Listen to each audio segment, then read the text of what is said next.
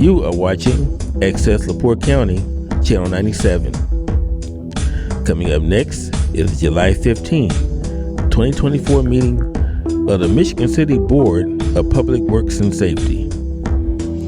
You can find more information for this meeting by visiting www.accesslaportecounty.org. Good afternoon, Michigan City. I'll call this, today's Monday, July 15th, 2024. I'll call this Board of Public Works and Safety to order. I'll call the roll. Mr. Simmons? Present. Ms. Tisdale is absent today. Ms. Smith? Present. And Peggy, I totally spaced it. Last name. Ms. Moore? Present. And Attorney LePage is present, and Mr. York is present as well.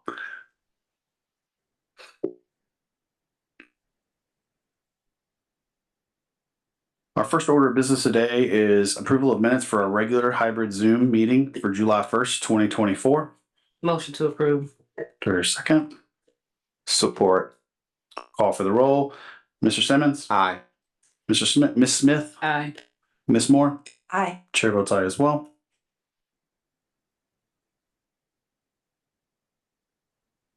Our first order of business today is opening of bids. This is opening of bids for the 2024-1 CCMG paving project, and I'm going to hand this over to Attorney LePage to list those off and open the bids. Before you do that, can you make an open call to see if anybody is? Absolutely.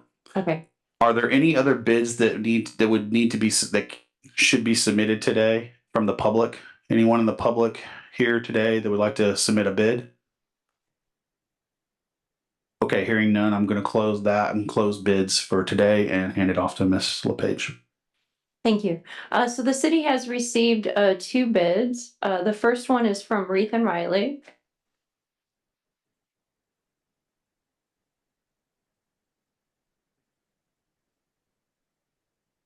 And we required them to submit all of the bids with an original and a copy as well.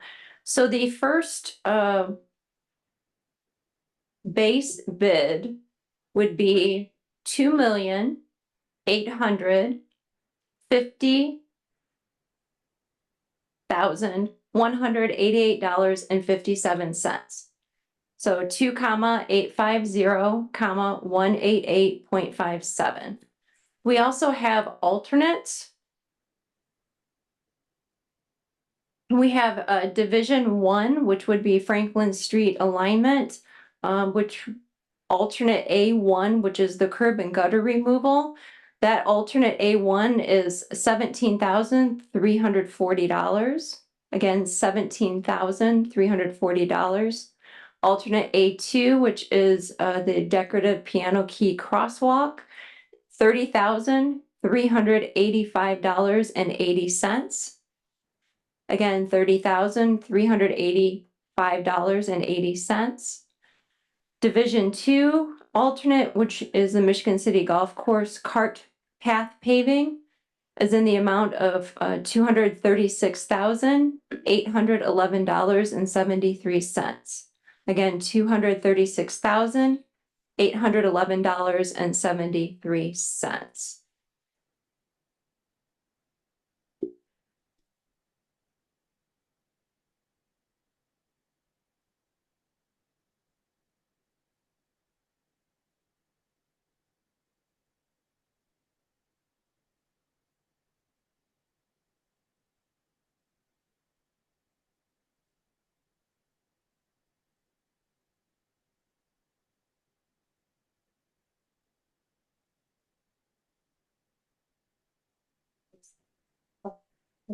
Thank you. Okay. Thank you, Shem.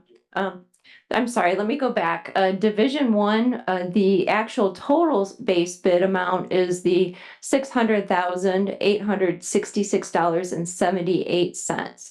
So again, it's $600,866.78. And then there's the alternate A1 and the alternate A2 that I previously read.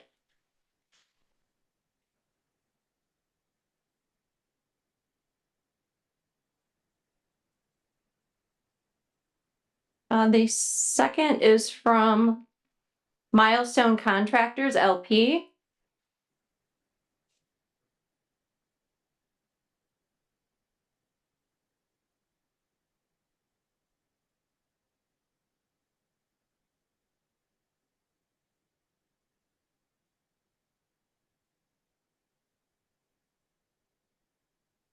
This is from Milestone Contractors, but I believe it's the EOC packet.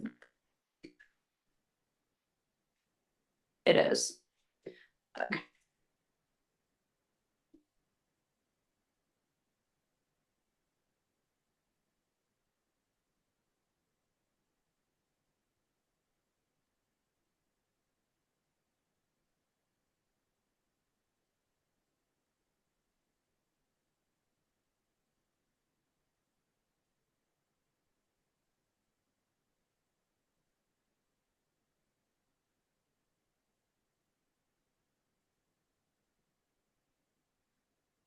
The base bid amount is in the amount of $3,525,097.76.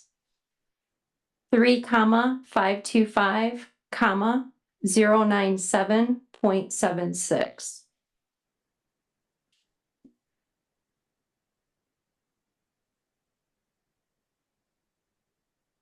Alternates, Division 1 base bid is in the amount of $671,085.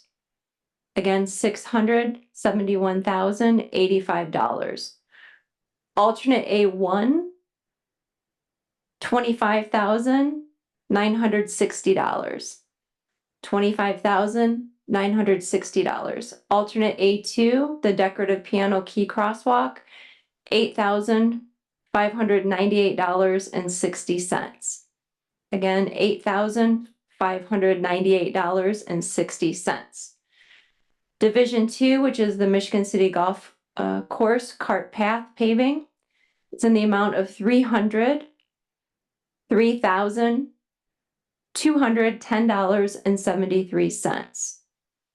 $303,210.73. And that is complete, Mr. President.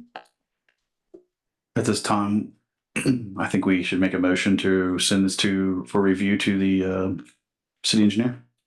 Engineer, our acting engineer. Acting engineer for this and our legal. to legal.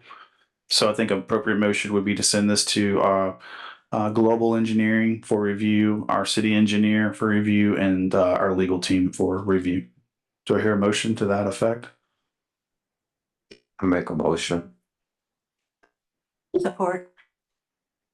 I'll call for the roll call. Mr. Simmons? Aye. Ms. Smith? Aye. Ms. Moore? Aye.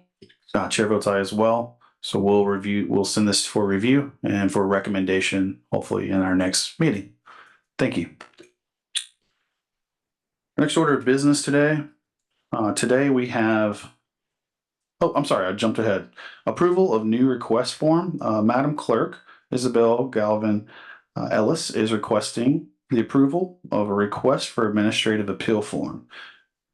Madam Clerk, do you want, or Amber? I'd be happy to. Can you tell us a little bit about sure, this? absolutely. Thank you.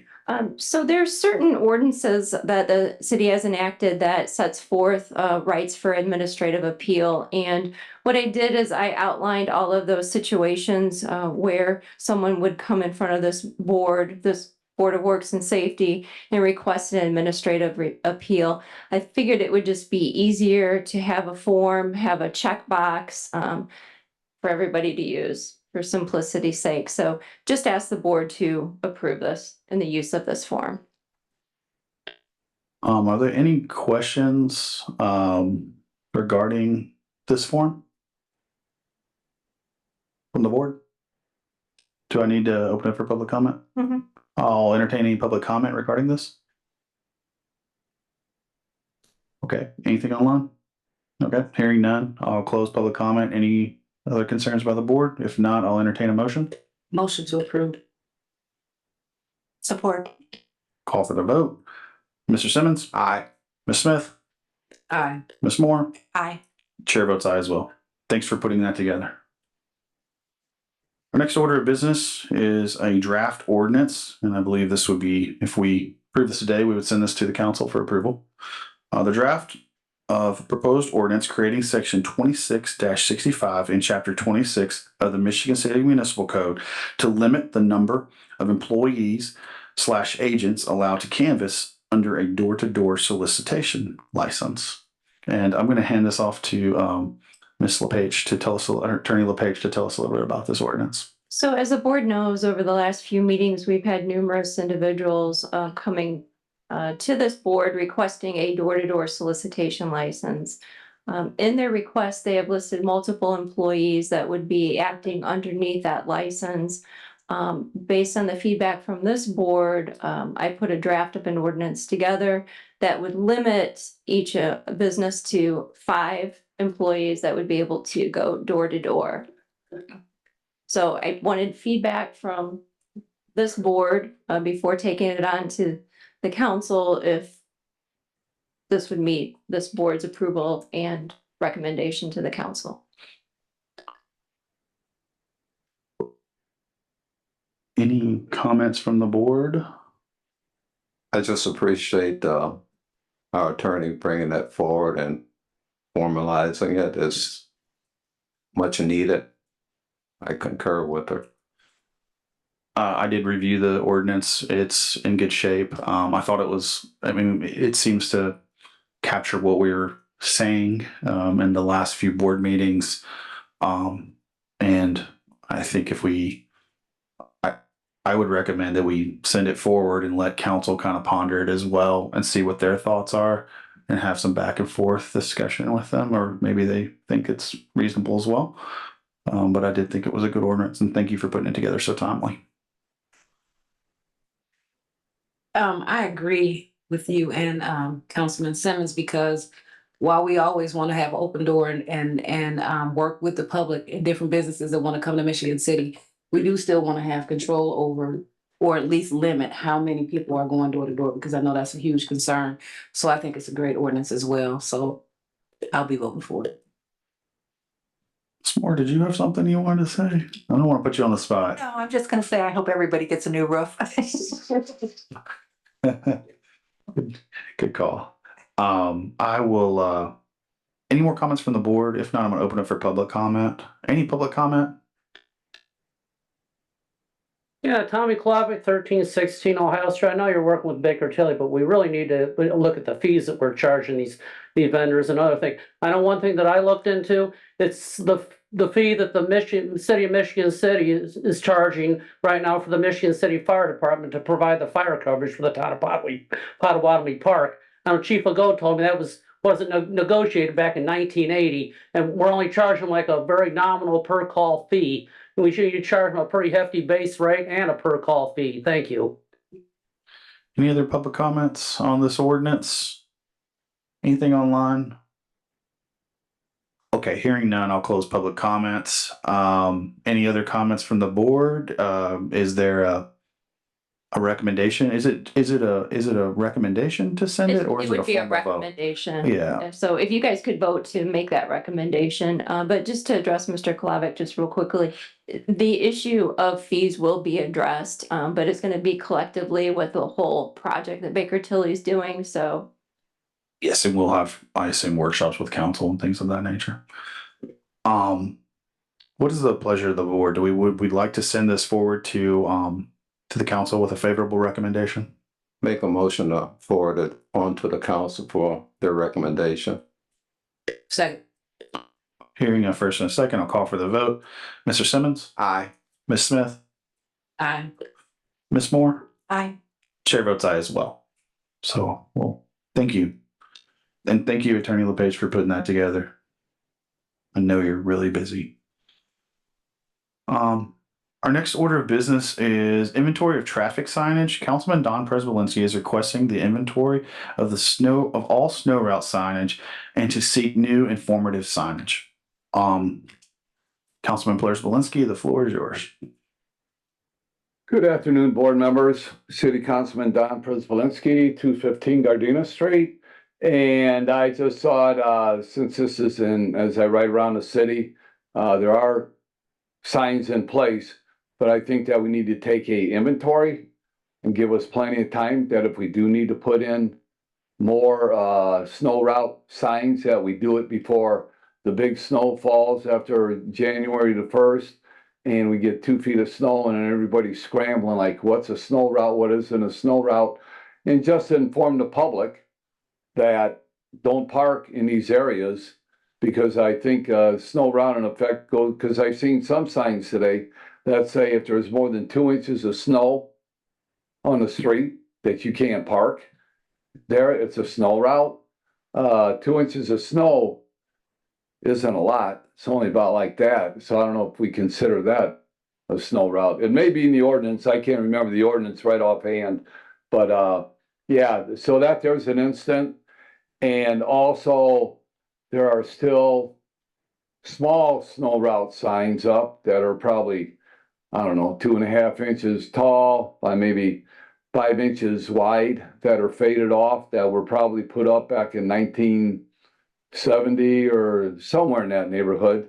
But those need to go. And, you know, to me, that whole traffic pattern needs to be looked at. You know, do we need new snow routes? Don't we? Do we need new signage? And I was thinking, since now that we have interns working for the city, there might be an intern that might be able to go out and check that out and take care of that. Okay. Okay, thank you. Well, is it, okay, so that's the informative signage as well. Yes. Okay, Yeah, just making yeah. sure. The Cool. signs that say snow route, Got it. you know, and it shows a tow truck towing a car. Absolutely. Yeah, those are the signs I'm talking about. Absolutely. All right, thank you. Any questions or comments from the board regarding this? Our city engineer has another meeting that he's in right now, so I would probably refer this to him. I do believe he has some interns. Sean, I'm not gonna call you up, but you may know where all the signs are right now. I know that we designated after the double tracking Lafayette as a snow route and some other snow routes because we didn't have a way to get across, or only certain roads were open. So, and I think those are designated. I would say I guess we just refer this to the city engineer and take the inventory. Well, I think I just have a question. Absolutely. Sean, do you already have an inventory? Does Yeah. it already exists? Yeah, or do this we is need a one? good question. Sorry to call you up for calling you up. Good afternoon, Sean Smith, Street Director, City of Michigan City. We currently do have a snow route inventory. It's no parking when declared. That's a state regulated sign. We do have some that are old and obsolete. We're in the process of removing them. The snow routes are basically the roads that are already listed in the municipal code. They're basically arterial roads. I remember we had to go through and amend the municipal code to add Lafayette into that. Yeah. Yes, I remember that. So are there old signs out there that have the 2-inch signs on Yes, there? they are. Okay. Yeah, yes, But you're working to get those done. correct. Okay. So are you doing that actively right now? Yes, we are. Okay.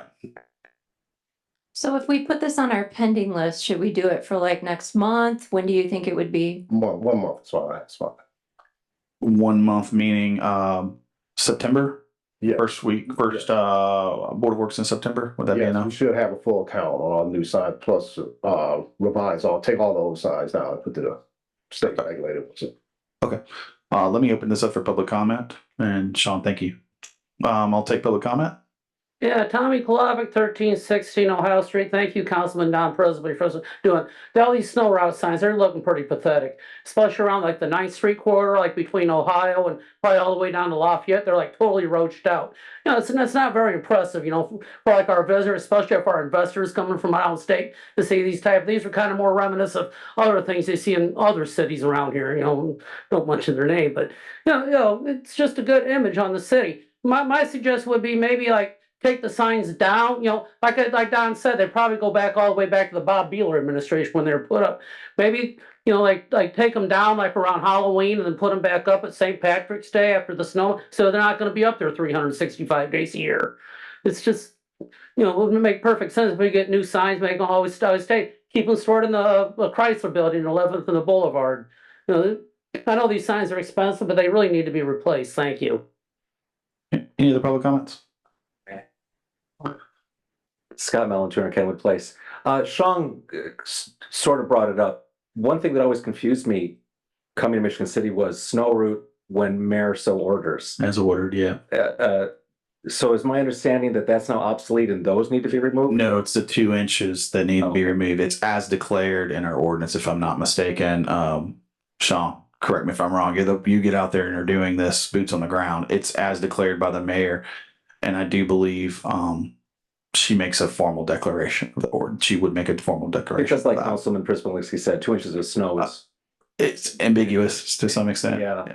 And new signs would be nice. You know, clean signs are nicer than dingy signs. Absolutely. But I would disagree with Mr. Klavic. Municipal signs stay up year round because it's a manpower issue of up and down, and labor's more expensive than signs.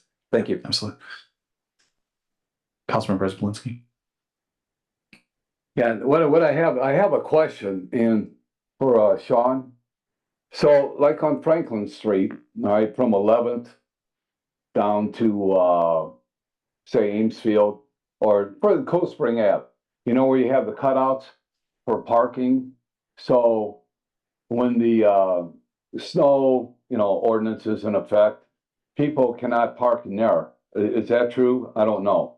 Hi, because I did notice that on Franklin Street, where all those cutouts are at, that there are no signs in there. I don't know if signs have to be put in there, but there are no signs in those areas. And I don't know, maybe if we should put, you know, a sign, you know, one per block that's in those areas, so people know that when the snow ordinance is in effect, they can't be parking in there, because you know as well as I do, Sean, that there's always people parking on Franklin Street when you're trying to plow it out and clean it up. So something to look at, something for the board to look at too on Franklin Street, especially where the cutouts are. So, all right, thank you.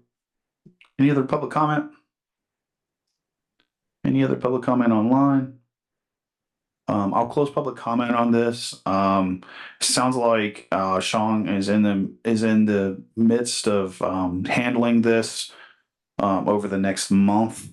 I say that I would like to entertain a motion to table this to our first meeting, official meeting in September, to give him time to get everything in order and then get new signage up. And then if there's any, I guess anything the city engineer gets to get involved in, we can get him involved. I don't think there would be, but yeah. So moved. So moved. Do a second? Support. I'll call for the vote. Mr. Simmons? Aye. Ms. Smith? Aye. Ms. Moore? Aye. Chair votes aye as well. We'll table this to our first meeting in September. Thank you, Sean, for being here. Our next order of business is traffic signage request. Councilman Don Prespolinski is requesting to install school crosswalk signage at Cool Spring Ave and Cleveland Ave. And I'm going to hand that off to Don and let you give a little bit of what you're asking for. I'm sorry the engineer is not here today to address this. Yeah, Councilman Don Prespolinski, 215 Gardena Street. And I know that we have, or the board has moved the stop sign from Tilden Ave down to Cleveland and Cool Spring. And I know that discussion is going to follow what I have to say here about where the position of that stop sign is. But if the stop sign remains at Cleveland Ave and Cool Spring Ave, what I am requesting from the board and from Mr. Smith from the street department is that now we need to put signage where that four-way stop is at for children to make sure that the motorists know that this is where children are going to be crossing the street to go to Edgewood Grade School, because that's what's at Tilden and Cool Spring right now. You have the signage with children, you know, and walking and arrows pointing at the intersection. Yeah, if you're going to move the stop signs, to me, those signs need to go with the stop signs, because you're not going to have Tilden and Cool Spring now being a crosswalk for children to go to school. I don't think that would be a very intelligent move to have children trying to get them to come there to cross when you only have a one-way stop sign. So that's what my request is. Okay? Okay, any Thank you. questions from the board of this request? And I have talked to the city engineer. I've seen this request come across. I did talk to the city engineer. He can't be here tonight, as I've told you. But I would think that we would recommend that he take a look at this and work with Sean on if there is signage needs to go back there, and would come back to us with a recommendation, or better yet, just do it if it demands it. But I did talk to him a little bit about this. I'll open up for public comment. Any public comment? Anything online?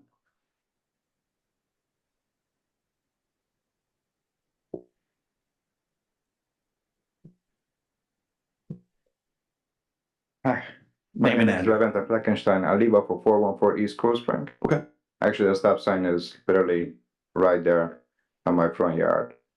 I would not recommend to take the sign out and put it back, on Cleveland and Cold Spring. I would recommend to put the stop sign back. Because there's 3 accidents that I have seen myself when I was at home. But I'm sure there's many other incidents, where I'm now. But I can tell you, me being in the front porch on the backyard, I can hear the tires squealing and the horns are blowing constantly. It's just a matter of time until there's going to be a serious accident. Now, the main concern is the kids are coming home from school, including my daughter, 8 years old. They have no way to cross the street coming from Edgewood.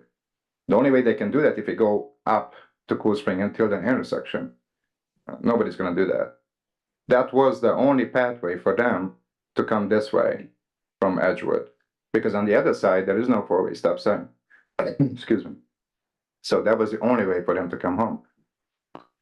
I'm not going to get into it. There was no sign up that the stop sign is going to come down. Yeah. Yes, there was. Not until then in Cold Spring. Yes, it went up a month ahead of time. Yeah. Was it off of Cold Spring or was it off of Tilden? On Cool Spring. Yeah. There was no sign. Now, I talked to the city engineer twice. Yeah. I called him myself, and he told me that he was not recommending for the stop sign to come up. I saw the meeting that you had about maybe in June, beginning of June. So Even the police officer that was here present recommended not to come up. So we're not talking about that right now. We're No, talking about. absolutely Yeah. right. Sorry. I'm trying Hold to this comment. Hold these comments. We're talking about a crosswalk for the school children to get across. We have that on here. Can you hold these comments until we get there, so we can get through this? thing is, what I'm recommending to you is if you just put a cross, for the children, because there is a sign over there right now. Nobody's slowing down, nobody's stopping. It has to be a stop sign back on the other in Cold Spring. Yeah. What I'm thinking is though that would go away and it would move to what he's asking is that would probably go away. That's what we're going to recommend to the city engineers to review that. That crosswalk would probably move to the 4-way stop. So the kids are gonna come from Edgewood, they're gonna have to go up. the Correct. block To come back this way. Correct. So we'd have to have the city engineer review that. That's what we're recommending right now and having him review that. It's just the topic of conversation is crosswalk for school children moving to the new 4-way stop. That's the topic right now. So you're not taking in consideration to put the stop sign back up? Not at this topic. This is a separate issue. Yes. Wow, okay. Yes. Hold your comments. Yeah. Scott Mellon, 200 Kenwood Place. I live in the area. I'm familiar with this issue. It's a no-brainer to move the children's crosswalk to where the stop sign is. That seems pretty clear. I'll point out, when I was in first grade, I crossed a 4-lane arterial street where there was no crossing guard. There was a crosswalk. We don't need special signage to cross streets. Pedestrians have the right of way in any case. So I know there's a lot of consternation about the change in the traffic pattern there. And I'll speak again when we bring that up, but moving the crosswalk is the signs. That's a no-brainer. We should do that. Yeah. Thank you. So I think what we need to do is make this a recommendation to the city engineer and to Sean to work together for signage, but also, I'm so sorry. Is there a comment online? Sorry about that. Good evening, board. Dakota Euler, 718 Emma Street, Michigan City. I drove through that area today, and it came to my attention that the crosswalks the cutouts are only heading east and west, not north and south. And so if attention could be made to the cutouts for the crosswalk going north and south for that sign would make sense to me. Appreciate your attention to this matter, and thank you for all you do. Yes. So another issue that I can't remember what street that is that goes up. Anyways, the city engineer would like the opportunity to review this. I know I've talked to him a little bit about this as well. I think the recommendation would be, is there any other public comment? First of all, I'll close public comment. Any other public comment? Anything online? Okay, hearing none, I'm gonna close public comment. Go to back to the board. I would recommend that we send this to the city engineer for review and along with Sean to look at the signage because he'll be one putting it up, obviously. Is there any other comments from the board? Or second? Second. Okay.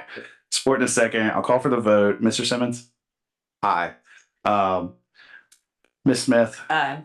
Ms. Moore? Aye. Chair votes aye as well. We're going to send this to the city engineer and to Sean for review and then come back with a recommendation at our next board meeting.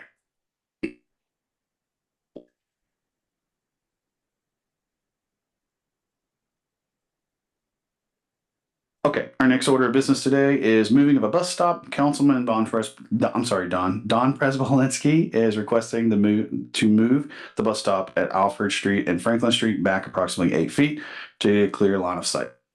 Councilman Prespolinski. Good evening, everyone. Again, Don Prespolinski, City Councilman, 215 Gardena Street.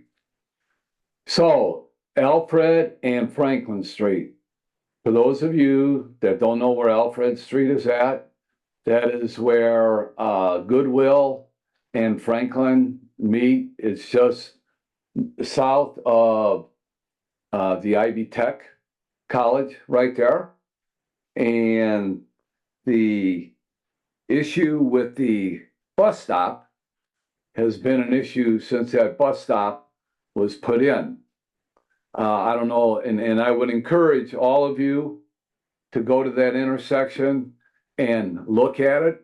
And what I'm saying is when you pull up by the stop sign and you're facing west and you try to look south, I believe the state law is what, 150 feet? You're supposed to be able to see down the street when you pull up by stop sign. Isn't that the state law, Sean? Something to that effect? I don't know. I can't remember exactly, but it's not 150 feet. No. Okay. No. There's a view shed triangle on that. Yeah. Pardon? Like 140? Okay. So it's not 150. Well, let's just say it's 140. Okay. So when you pull up by the stop sign, the front of your car is even with the stop sign, and you look to the south, you cannot see probably 40 feet without getting the obstruction of the bus stop. And then you can't see further south down Franklin Street because also the bus stop is sitting there. What I'm asking for, and I got out and I measured it, is to move that bus stop back to the east 8 feet. Just move it back 8 feet, and then you'll have a clear line of vision to see what's coming north on Franklin Street.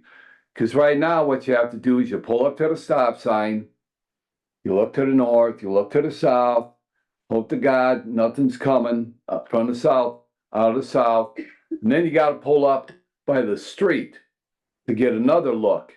And when you're sitting by the street, okay, you're sitting here on the edge of Franklin Street. Well, the cars that are passing by are probably 3 to maybe 4 feet away from the front of your car. To me, that's not safe. Okay, does that make sense, Skylar? I know you're. Yeah, I've already reviewed this with the city engineer, and his recommendation is to not move the bus stop. He's reviewed all of them with the previous engineer as well, and they were all done based upon the view shed triangle. I don't know what that is right now, but I know that he's reviewed those and his recommendation is to not move the stops or not to move this bus shelter.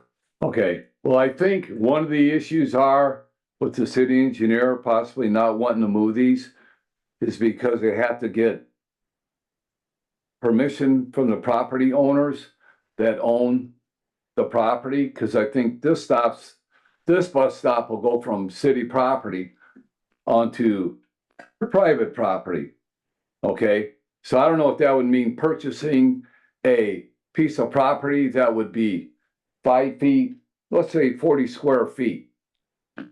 To me, it's just like something waiting to happen. And to be a public official and to be proactive so that we don't have a bad accident on that corner is what I'm trying to avoid. Now, the board can vote however they want to vote on it, but I would wish that they would at least table it for 2 weeks, go down there and look at the intersection instead of just taking a recommendation of someone that you see for yourself what's actually happening there. That's what I'm asking the board to do. Table it for 2 weeks, go take a look, see for yourself what I'm talking about before you sit back and just take a vote on it on the city engineer's recommendation. You know what? He's not here today, right? He is not, but he talked to me ahead of time. Okay, well, he's not here to base his professional engineer to all the board members. So, yeah, they would have to hear it from the engineer instead of just hearing it from you to say, no, don't vote for this. Well, why not? Well, because he said this. Well, okay, well, maybe I have a question for the city engineer to base why he made his decision. And I know you understand what I'm getting at. I get it, but he did review these. I know he reviewed them with Brad Minnick as well. So Okay, so that's my request from the board to at least take a look at this intersection. And if you don't think it's safe, or if you think it's safe, that's your personal opinion. Or if you don't think it's safe, then that's your personal opinion, just like I don't think it's safe. So thank you very much for your consideration. Any questions from the board? Any comments? Miss Barzoni. How do you do, Robin? Good evening. Sir, Transit Director here. Robin Tillman, Michigan City Transit Director. The bus shelter project came before the Board of Works, and it was designed and the engineering was approved. So the placement of the bus shelters are safe and in compliance with the engineering standards. Thank you, Miss Tillman Barzoni. You know, I do have one question though. Robin, if hypothetically speaking, if some of the board members go out and deem it to be maybe unsafe, would there be an alternate location that we could move the shelter in the city? Well, in doing this project, it's like anywhere that we need to acquire land. It's like we approached the property owners and most gave us that the rights to the property to move the shelter back onto their property. Who would bear the cost of that, moving that shelter? That's my question. Yes, they weren't cheap. I believe each one was about 20 grand to put in, to all in concrete construction, etc.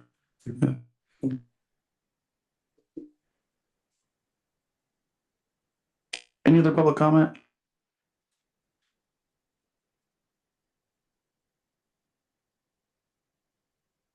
I understand that the Board of Works approved the bus shelters and where they go, where they're at now, okay? And that was by looking at, and I don't know what the Board of Works members back then even looked at, but if they were looking at a map, okay, that's one thing. But now, they weren't installed at that time, but they're installed now. Totally different mindset between looking at a map and building it to see what the actual structure looks like. And it is not safe in my mind. And to move the structure, these bus shelters, okay, you have 4 corners, And I don't know if there's 2 bolts in each corner or, you know, a 1.5-inch bolt in each corner drilled into the concrete and then it's screwed back down. The original cost of installation was probably $20,000. But to move it back 6 or 8 feet, I don't think it's gonna be $20,000. And maybe cost, I couldn't tell you. But maybe to drill 4 holes in the concrete, set the bolts, and screw them back down, something to take a look at. So I wouldn't buy the $20,000 price tag right away to say, hey, this is what it's gonna cost to move this back. And even if it were to be $5,000, is it worth $5,000 to move it back and to have a nice, safe bus stop so that the traffic does not have an issue to pull out or to have somebody have an accident on that corner and cause thousands of dollars of damage to vehicles and possibly, you know, people getting injured?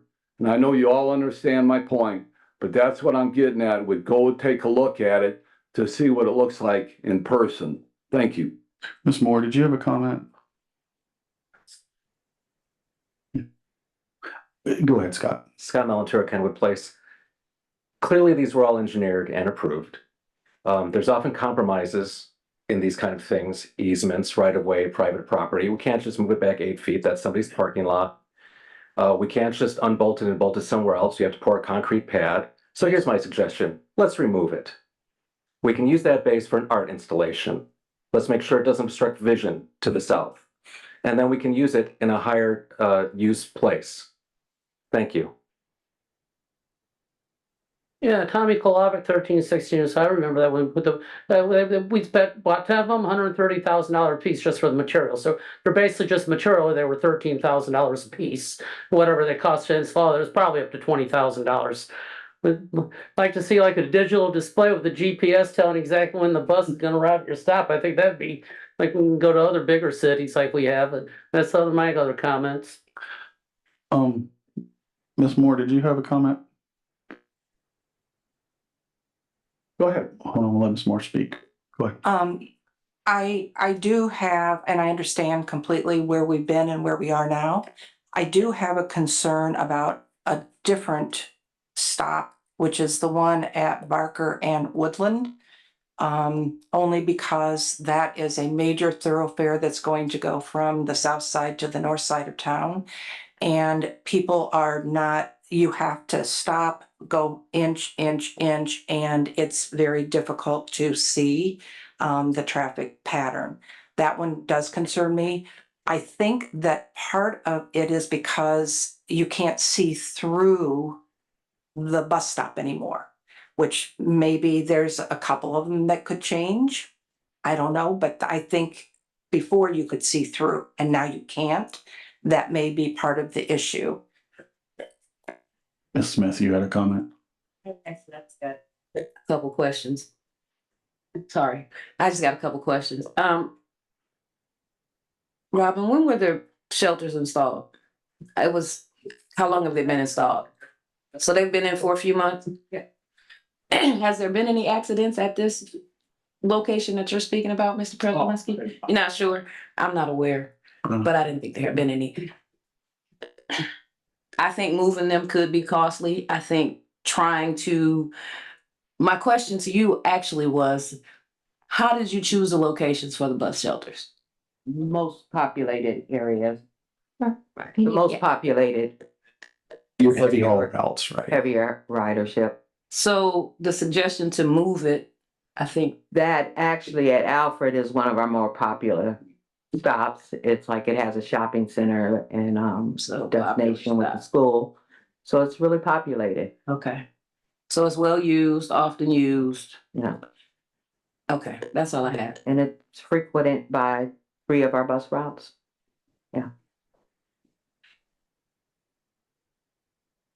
Any other and Ms. Moore, you have another question? Robin, could I ask you about the one on Woodland and Barker?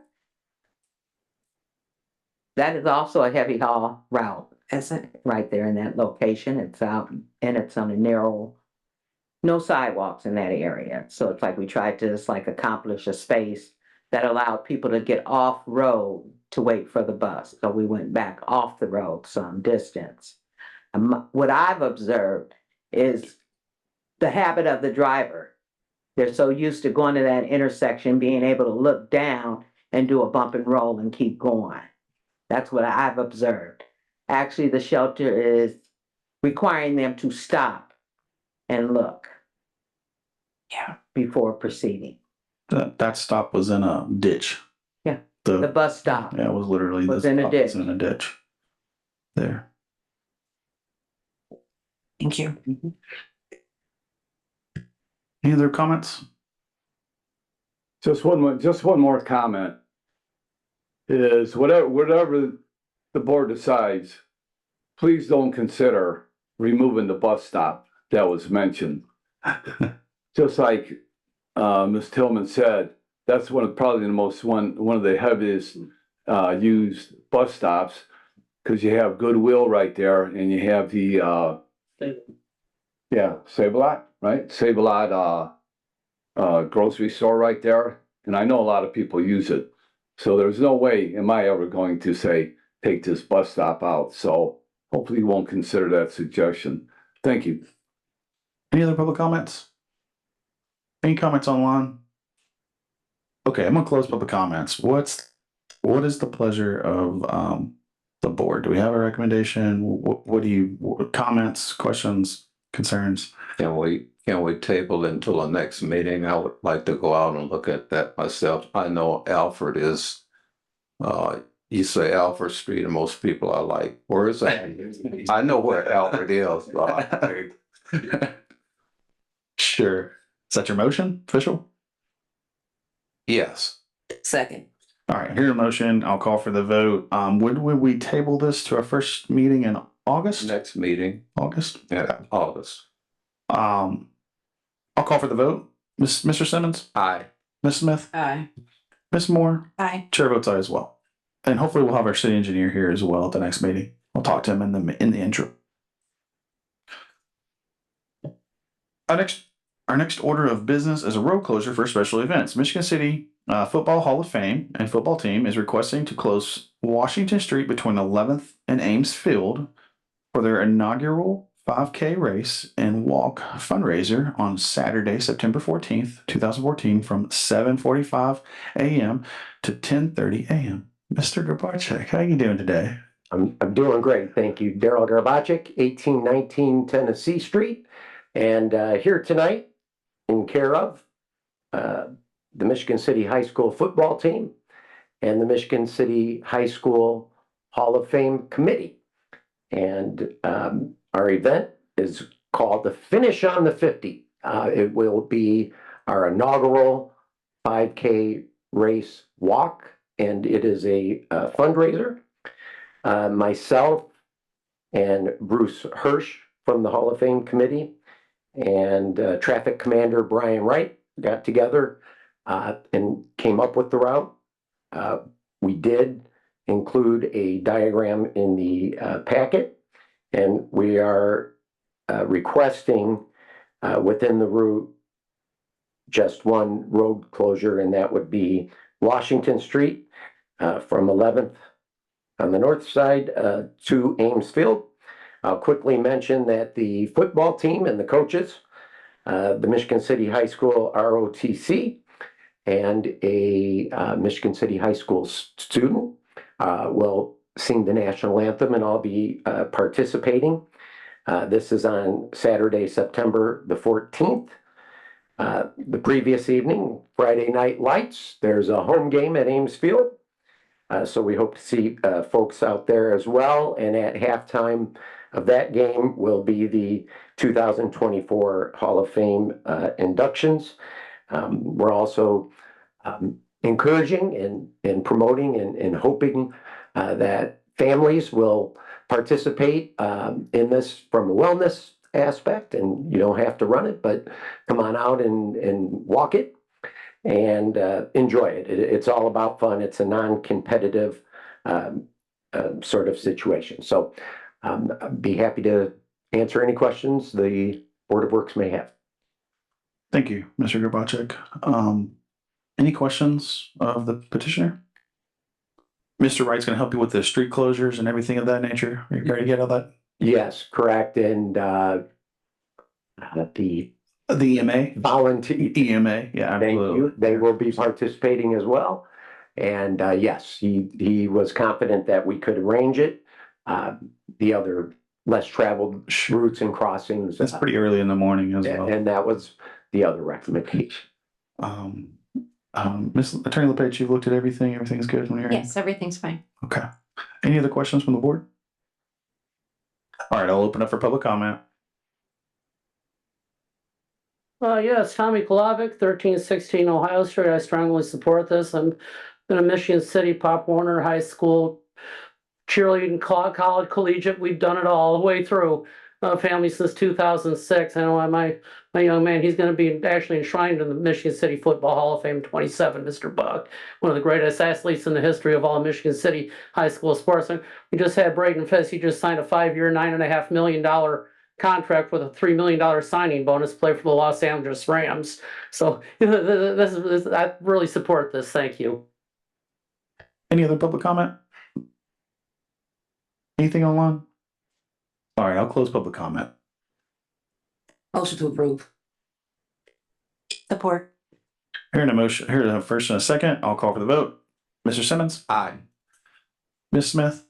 Aye. Ms. Moore? Aye. Chair votes aye as well. Thank you, and I'm glad to see this is the inaugural, so I hope it goes very well for you guys.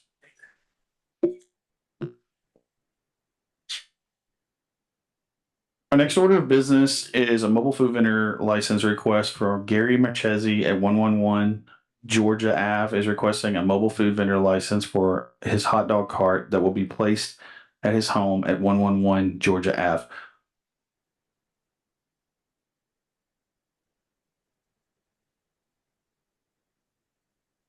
Mr. Marchese, tell us your name and address. First name is Gary, last name is Marchesi, that's spelled Marcheschechi. We're full-time residents now of Michigan City. We've been coming out here for over 50 years, but my wife and I have chosen Michigan City as our retirement. So, in saying that, I am looking to do my mobile hot dog cart right in front of my house. I do have over 30 years of food service. Over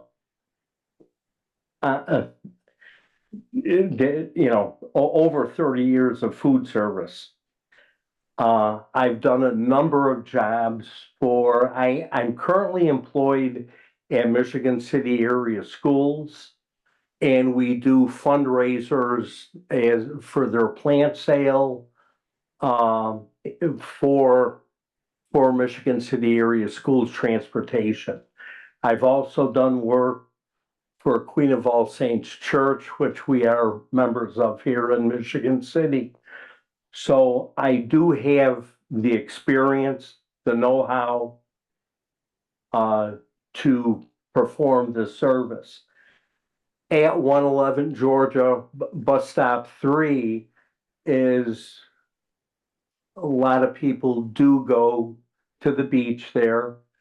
And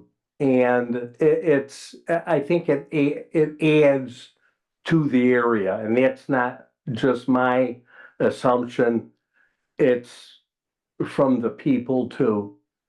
So basically, I appreciate you tabling this for me, and hopefully we could come to some agreement.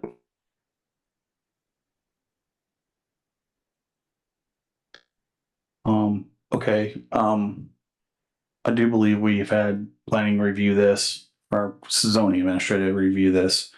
Kyle, do you have any comments? And are there any questions? First of all, are there any questions for Mr. Marchese? Sure. From the board? Okay, let's hear from Kyle first, and then see if there's any other questions. Good afternoon, board. Kyle Petter, associate planner here for the city of Michigan City and Planning Department. In reviewing this request, the property at 111 Georgia Avenue is zoned single family residential R1E, which is residential waterfront district. In terms of looking at the uses, there is only about 2 commercial uses that are actually allowed, which is group homes and babies, daycare. Thank you. Daycare, home in care daycare. In terms of other few food requests of this type, there's nothing currently in the zoning code that would allow something like this by right. Okay, so we don't allow commercial uses at single family houses, essentially. Correct, in the R1E district. Got it. Okay. Thank you, Kyle. Any questions of Kyle or of Gary before I open up for public comment? That was my question, was the zoning. Yeah, the zoning wouldn't allow this. I don't know that we can. This ordinance doesn't trump our zoning code. The zoning code would trump this ordinance. I would, yeah. Sorry. I'll open it up for. Go ahead, Gary. I'll let you talk. Okay. Yeah. The thing there is that there, and I can see your point. A number of the homes within that area are businesses that these homes are being rented out. Yeah, that's a different kind of use altogether. Completely different use. I'll open it up for public comment, and then I'll. Tommy Kolovic, 1316 Ohio Street. No offense, sir, but there shouldn't have been made on the agenda. It's obviously zoned vacant residential property. You know, how about if I have every member of my family come in here and want to sell barbecue out of the front of their house? You know, well, that's what we like to do. You know, the very Michigan City thing to do. Yeah, that's just ridiculous. It needs to be denied. Thank you. Okay. Any other public comments? Anything on Drew? I'll close public comment. Any comments from the board? I know that we are not. I mean, so we don't allow these uses. The point is that we don't allow retail uses from. This is a retail use from our single family house.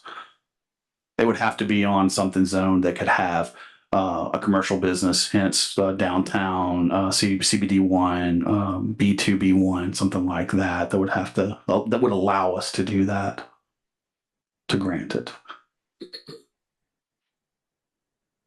You're okay, Mr. Simmons. Any questions?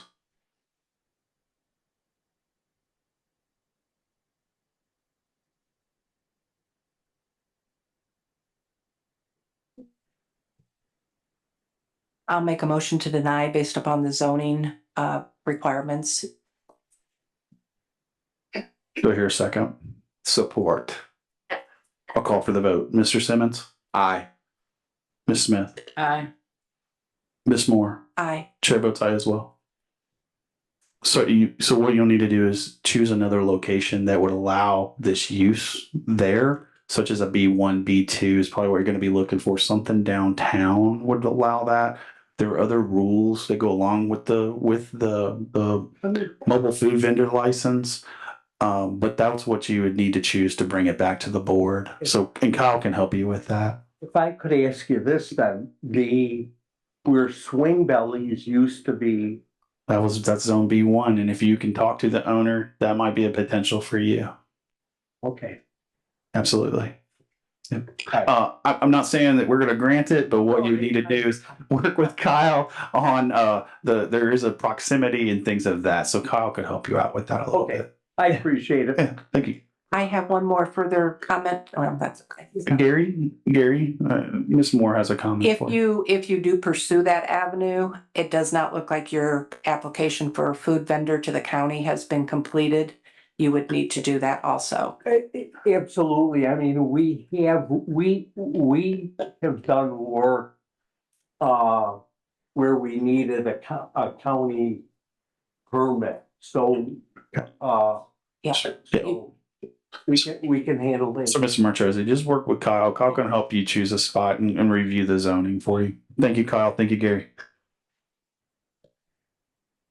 Okay, our next order of business is a road closure for a special event. The LaPorte County Convention and Visitors Bureau is requesting to close 5th Street between Michigan Boulevard and Pine Street on August 3rd and 4th of 2024 from 6 a.m. to 5 p.m. as an emergency staging area for any large-scale incidents as part of the X Insurance Great Lakes Grand Prix Emergency Plan. Is there anyone here to present on that, this topic? Come on up. We hope there aren't any incidents, but obviously preparation is key.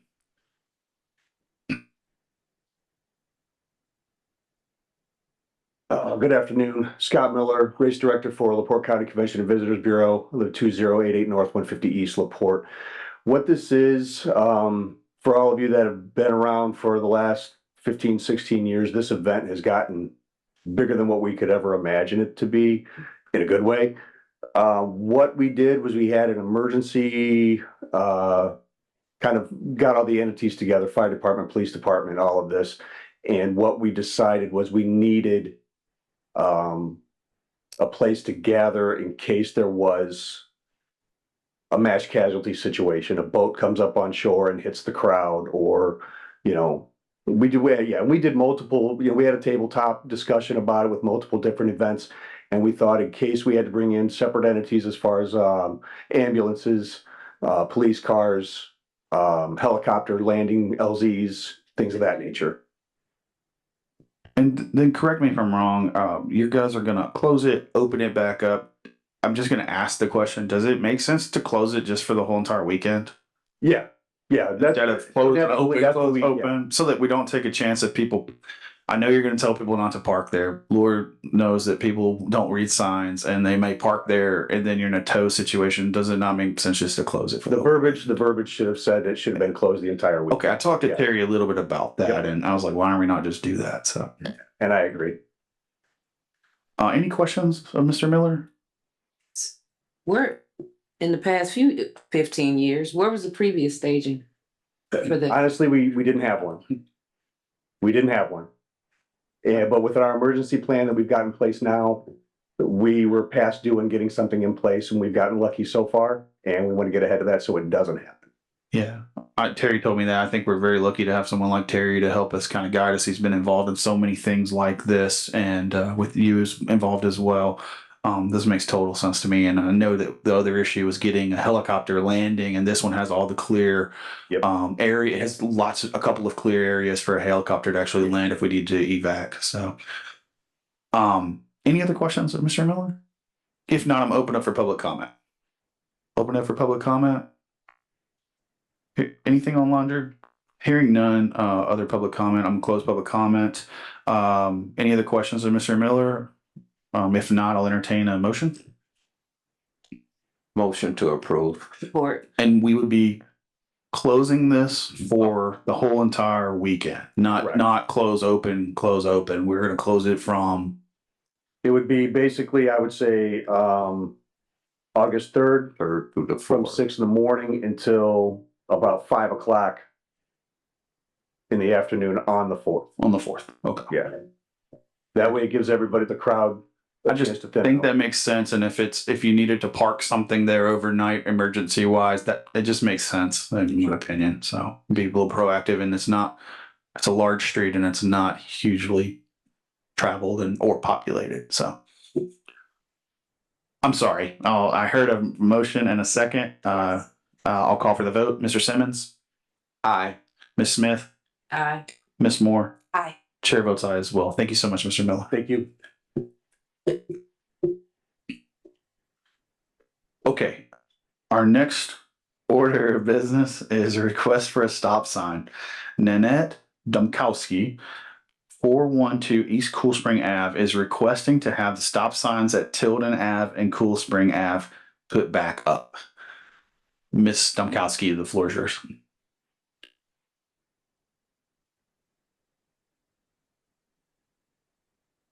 That's me. Good evening, Nanette Domkowski, 412 East Cool Spring Avenue. And yes, I am petitioning to reinstall the stop sign at Tilden Avenue. I was going to keep this very positive, but there's been some negative comments about it already. I called down when this was announced on the radio and in the newspaper to find out what I could do about the removal. I have no complaint about the Cleveland Avenue. If it's needed, it's needed.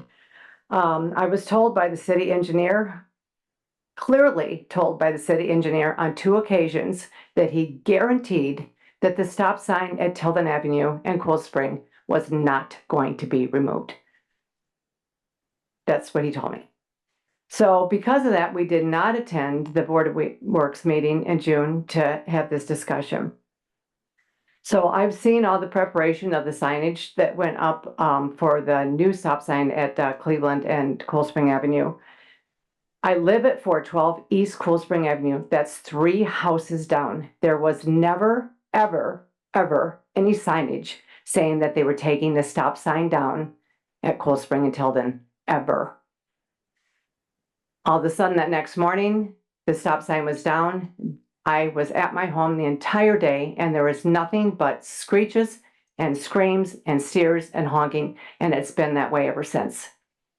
I have photographed, documented ambulance accidents on July 3rd, which required ambulance removal, and July 4th, which required ambulance removal at that stop sign. It continues to be a nightmare.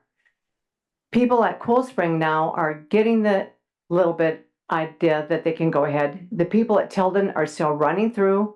My husband and I went out to dinner and we just got flipped off at the person at Tilden because he thought we should have stopped. Regarding Mr. Prespolinski wanting to remove the crosswalk, that is the only crosswalk stop sign north and west of Boyd Circle. No child is going to walk all the way up to Cleveland Avenue, come back to Boyd, to the Boyd Circle area and cross. So all those kids that are east, north and east of Boyd Circle no longer have a stop sign crosswalk to go across Cool Spring Avenue.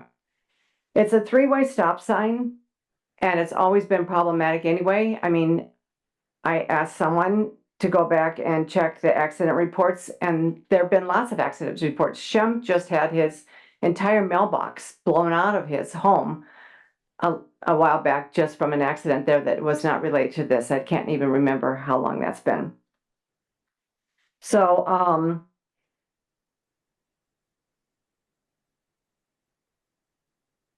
I guess that's my point, was that I think it needs to be reinstalled. Oh, I know. So in the newspaper, it clearly stated that this was a rush job. The traffic count or measurement, however that's normally done to create a new sidewalk, new stop sign, was denied because it was broken at the time and they rushed it through. So adequate research was not done before this stop sign changed. It has clearly affected lives of the people that were taken away by an ambulance, and is going to continue to affect lives of children and other people who don't know what's going on at that stop sign. Thank you. I'm going to look back to the man in the back in the gray shirt. Your comments. This is the time. Come on. I'm going to allow you to have give you your minutes. Absolutely. You came here. You deserve to talk. Well, I'm not familiar with the procedures. No, please, come on. Basically, everything that Nanette said. I live actually closer than her to the stop sign, and I concur everything that she has said. It is just a matter of time until somebody's going to get hurt, and I would hate to see that.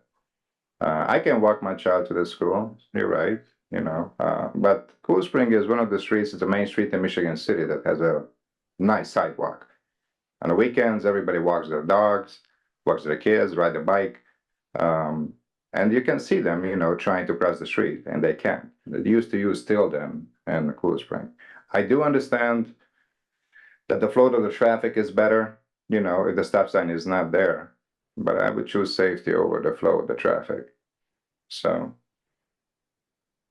yeah, that's it. No, I appreciate you getting up and saying, I'm sorry I cut you off earlier. I wanted to be sure to get into this. I wanted to give you your time. I understand. No, I wasn't aware of it. You're perfectly fine. You're perfectly fine. Thank you. I'm not gonna put. I guess I'm gonna put Tim on the spot because I'm being requested to put you on the spot. So you're gonna have to come up here. I saw you sneak in the back. Oh, I'm so sorry. Come on, one more. Yeah, come on, one more. Yeah, absolutely. I'm so sorry. That's all right. Larry Domkowski, 412 East Cool Spring Avenue. One of the things, I can't remember if my wife mentioned that or not, was the study that may or may not have been done in the prediction of this. One of the blessings of living in the Northwest, or, you know, Midwest, is that streets are laid out north and south. Living in that area for the last 35 years, coming down Cleveland Avenue and coming up Tilden Avenue, to me, has been a balance of traffic. I don't have the numbers and accurately describe which is worse, but coming back, traveling south on Cleveland Avenue has never been an issue for me as far as backed up traffic at the stop sign on Cool Spring, because there's other routes I can take. I can head over on Barker Road. I can go on Barker Avenue or Woodland Avenue. There's many, many ways to avoid that area. Coming the other direction from Tilden, heading south, there's no other way to get through that neighborhood. I mean, you're pretty much funneled to Tilden Avenue. I can't believe that there's less traffic on Tilden Avenue than there is coming north on Cleveland Avenue. Okay, so if there has been a study done, I can't imagine they came up with this decision. But if there hasn't been one done, I would love a relook at this thing. And it was my understanding that it's very, very, very, very difficult to get a stop sign removed. Somehow this seemed very easy. So I'm not quite sure what took place there as far as the speed that this went through. The other thing, if all things stand as they are right now, we need to take a serious look at the visibility of Tilden Avenue. One of the beauties of not having a stop sign at Cleveland Avenue before was absolute visibility. There's no trees, there's no shrubs, it was absolutely open. So, you know, driving down there at any speed, sometimes people going 60, you at least had some heads up time of being able to see what's coming in front of you. On the northeast corner of Tilden and Cool Spring, the shrub row along that area is very masking as far as coming up. So even the last couple of years, when you approach that on Cool Spring Avenue heading west, there was a visibility problem. So you always got Tilden inching out. But I don't know, I just think it needs to take another look as far as school safety issues that were raised earlier and the volume of traffic on there. I can't see why we couldn't put it back up. Thank you. Thank you. Mr. Klavick. Yeah, Tommy Klavick, 1316 Ohio Street. You know, even Corporal Brian Wright from the police, he pretty much recommended you leave the sign at Tilden and Cool Spring up. It's like the man said, there's brush on that corner on the, I guess it would be the northeast corner in the man's private property, and that was the main reason why, you know, it obstructs the view coming to the, would be the westbound traffic. So, you know, I agree to putting making the four-way stop at Cleveland and Cool Spring, mostly because how it jogs at that intersection. You know, that's how it was when the Cleveland Avenue extension was put in. I believe that was back in '95. I remember because that was when Sheila was the mayor. And everybody was talking about drag racing up and down that and everything. But yeah, I think that three-way stop needs to go back up. Thank you. Scott. Hello, Scott Mellon, 200 Kenwood Place.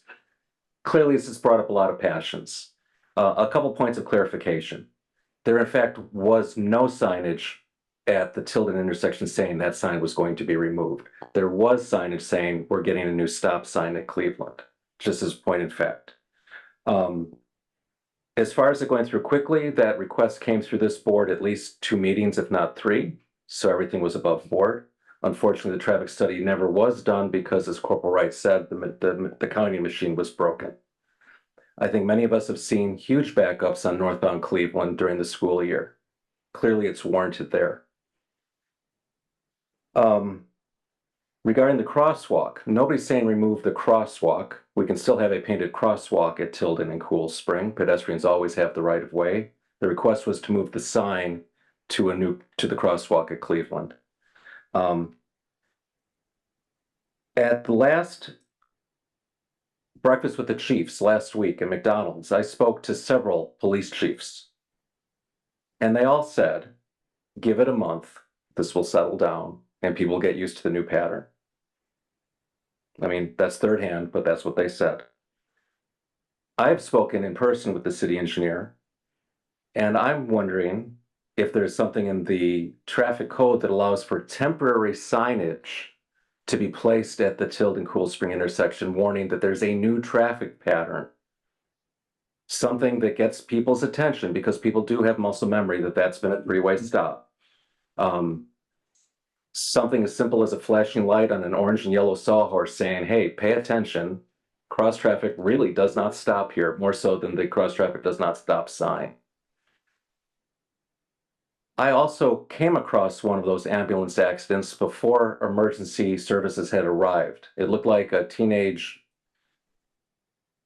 woman on a scooter or moped speaking to a city employee, and I was quite concerned when I saw that. I'm like, oh geez, this is exactly what we all feared. Speaking to another city employee, they said that the victim ran the stop sign, the existing stop sign, and was struck by cross traffic in Cool Spring. So more stop signs don't fix bad driving. People have to pay attention to what they're doing. We can't styrofoam and safety cone and rubberize the entire city for safety and good viewpoints. And sometimes views are obstructed at the stop sign. You have to creep forward. This is typical. I would ask if we could ask that neighbor on the northeast corner if that bush could be trimmed. Yeah, it's private property, but most people are pretty cooperative. It's worth knocking on their door. So I think there's things we can do to improve the current situation. I would hope we give it a chance for people to adjust before we just knee-jerk back and put more signs down. I personally really like the idea of temporary caution signs for 30 to 60 days saying, hey, this has changed.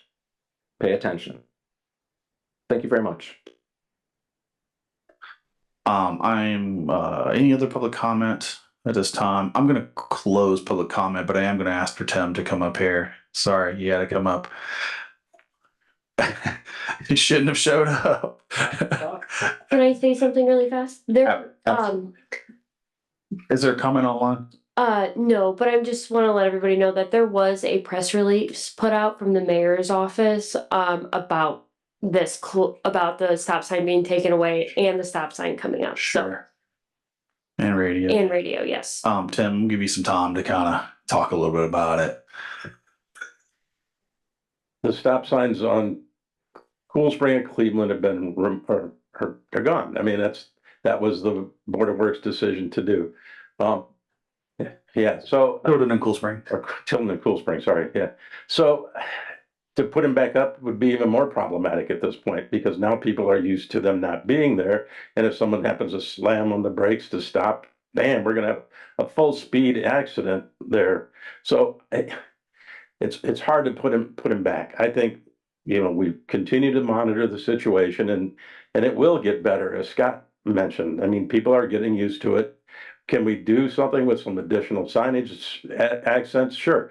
I think maybe Sean and I can work on something and try to get some flashing beacon sign there to kind of bring it to more people's attention that, hey, Cool Spring doesn't stop at Tilden. As far as the crosswalks there, you know, people are talking about, hey, it's a route to school. Well, there is no sidewalk south of Cool Spring to get to Edgewood School or Barker. So it's something that I live in that neighborhood too. I never liked the school crosswalk signs there because the kids have to walk in the street once they get south of Cool Spring.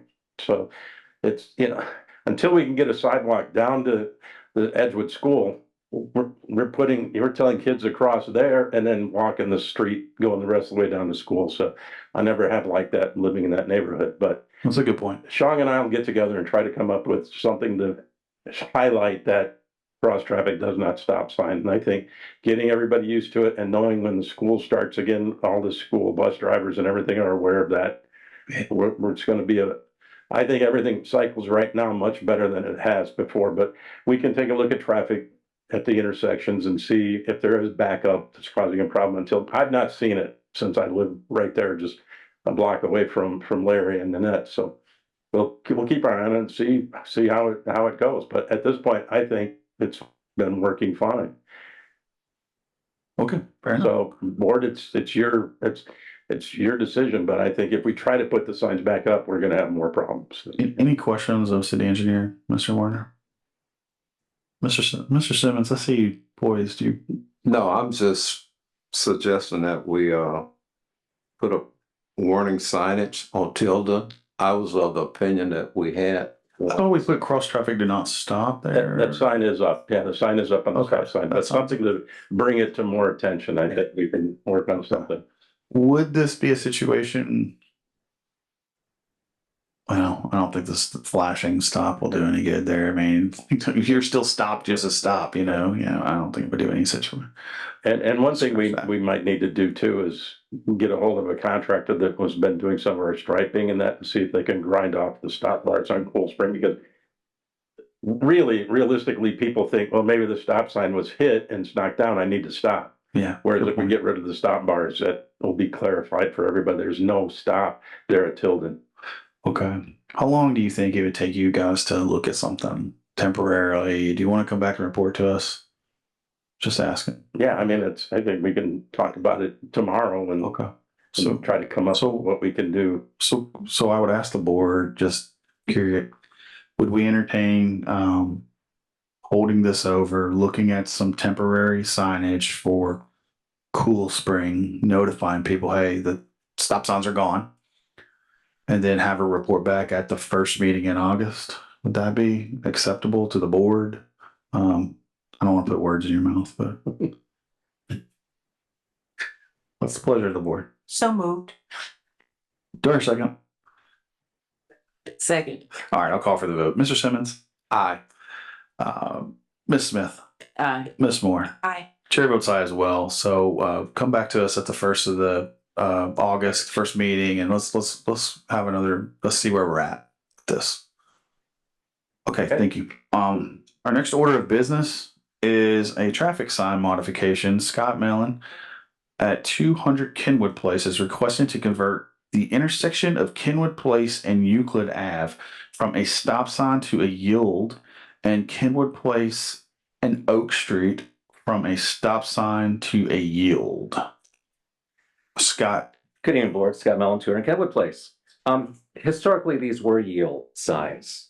We had a previous city planner that added, I think, about 100 stop signs to the city, including my neighborhood of Edgewood. One of the beauties of Edgewood is that it has curvilinear streets, and it's kind of nice to be able to drive through there.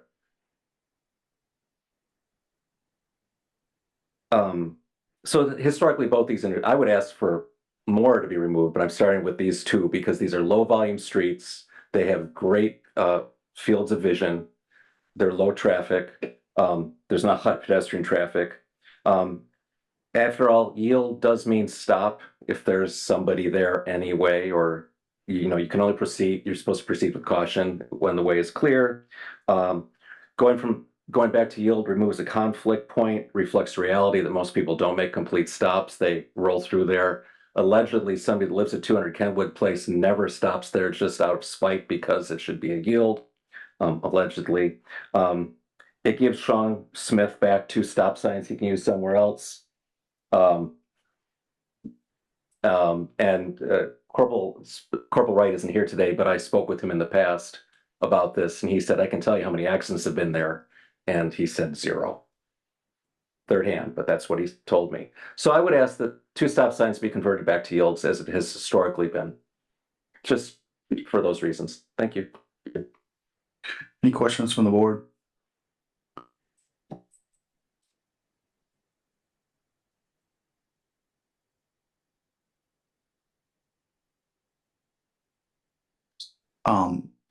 Tim, have you had time to look at this? You don't have, if you haven't had time to look Just at to this. give the board just a little bit of context, years ago, one of our city engineers did not like yield No. signs and wanted to go to all stop. Yes. So I think that's I possible. remember some hearing about that.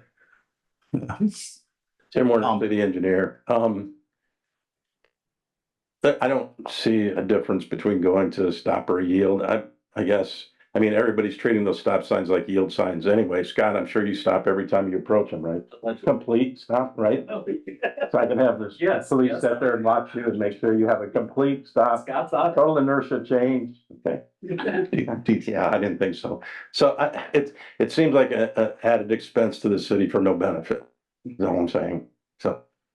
It's your recommendation to leave stop signs as is? Leave it the way it is.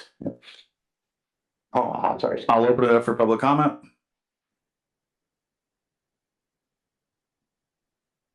Any public comment? Anything online? All right, I'll close public comment. What is the pleasure of the board? You guys want to leave it like it is, or do you want to consider it? I hear a motion. Motion to leave it like it is. Do I hear a second? Support. So a motion to deny essentially and leave it as a stop sign. I'll call for the vote. Mr. Simmons? Aye. Ms. Smith? Aye. Ms. Moore? Aye. Chair votes aye as well. All right. Our next order of business is a request for a copy machine. Andrew Metanek, IT Director, is requesting to lease a copy machine for central maintenance from Kemp's Office Supply for 5 years at $157.11 per month. Mr. Metanek, tell us a little bit about this. Good afternoon, Board. Andrew Metanek, Information Technology. For the last 12 years, I've been leasing copy machines through various vendors. We found that leasing machines has been better for us than just going outright and purchasing because technology changes rapidly. And this ensures that every 5 years that every department gets a new refresh copy machine. And so currently right now, the copy machine at Central Maintenance is up for renewal or for a new machine. It's been over 5 years now. So I went ahead, I did receive quotes, and Kemp's Office City, who we do use primarily throughout the entire city, has a brand new machine, which is comparable to the same speed and functionality of the one that they've had for the last 5 years, just obviously brand new.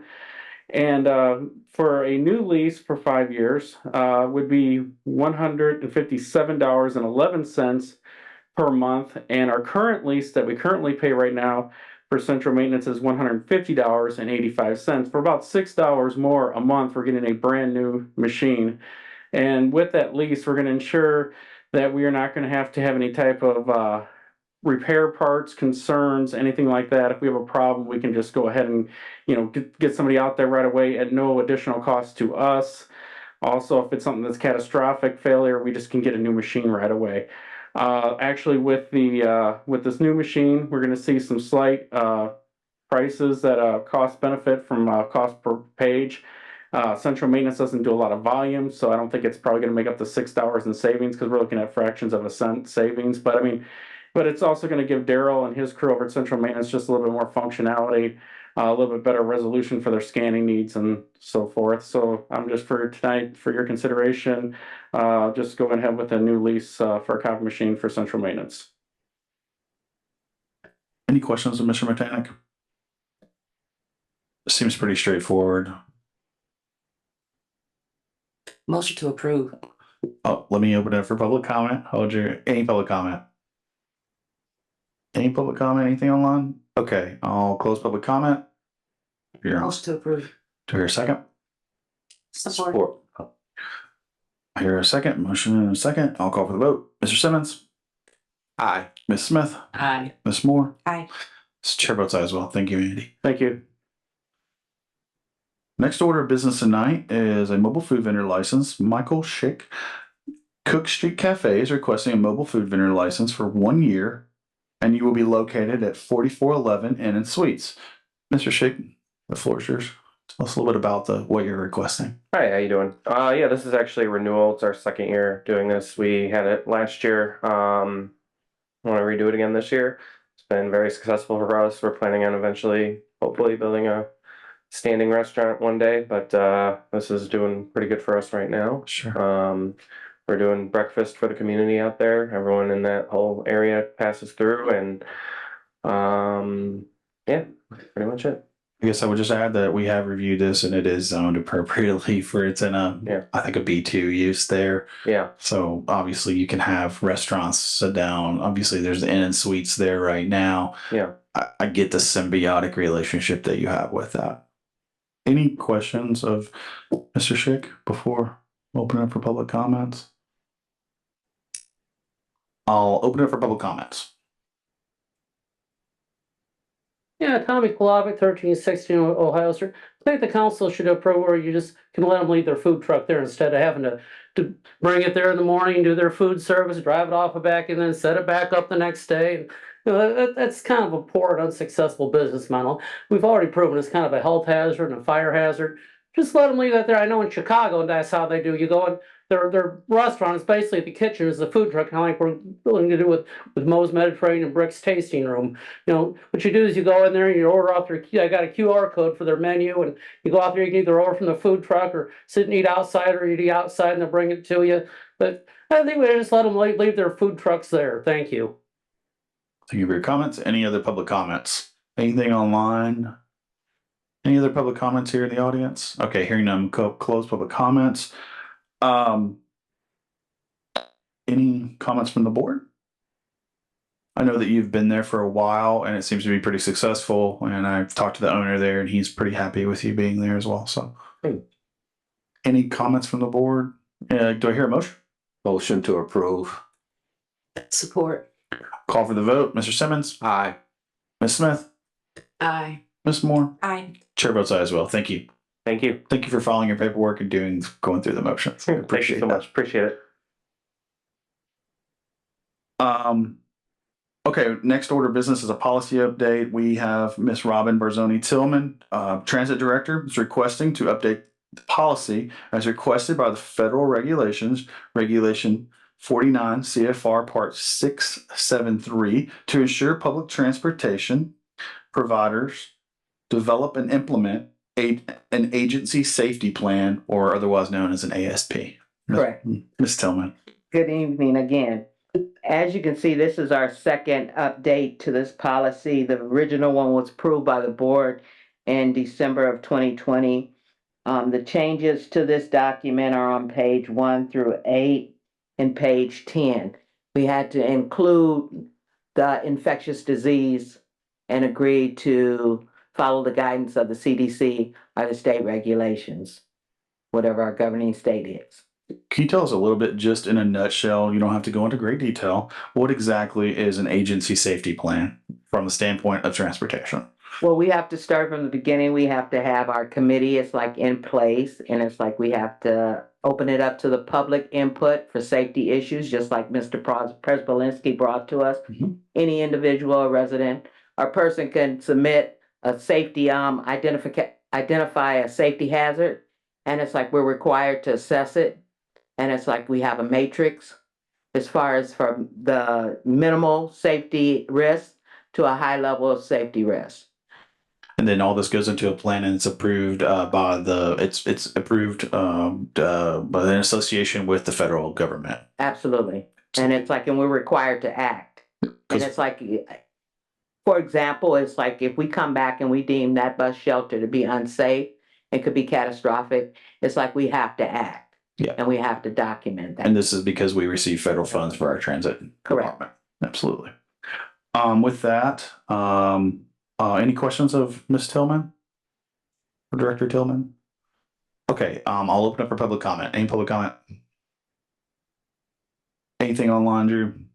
Well, Drew's not here. Anything online? I don't see anything online. Okay, I'm gonna close public comment. Any questions, any additional questions of the board to Ms. Tillman? All right. Do I hear a motion? Motion to approve. Second. I'll call for the vote. Mr. Simmons? Aye. Ms. Smith? Aye. Ms. Moore? Aye. Chair votes aye as well. Thank you, Director Tillman. Okay, our next order of business is a contract. This is a contract between Ivy Tech Workforce and Careers Division and the City of Michigan City for DISC, D-I-S-C, Workforce Communication Training. This contract is a not to exceed in the amount of $5,100. Is anyone here to talk about that, or Ms. Attorney LePage? I'll hand it off to you to talk about this. I assume you reviewed the contract.